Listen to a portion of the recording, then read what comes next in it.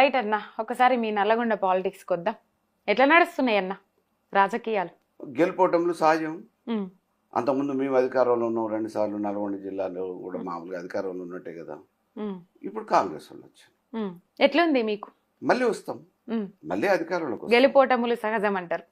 గెలుపోవటంలో సహజం, ప్రభుత్వాలు కూడా మారటం సహజం అయిపోయింది కదా. ఉమ్, డెఫినెట్గా మళ్ళీ రానున్న ప్రభుత్వం బీఆర్ఎస్, కానున్న ముఖ్యమంత్రి కేసీఆర్ గారే. ఉమ్, మళ్ళీ మాయా నియోజకవర్గాలలో మళ్ళీ మమ్మల్ని ప్రజలు తప్పకుండా ఆదరిస్తారు, మేము చేసిన సేవలను కూడా గుర్తిస్తారు.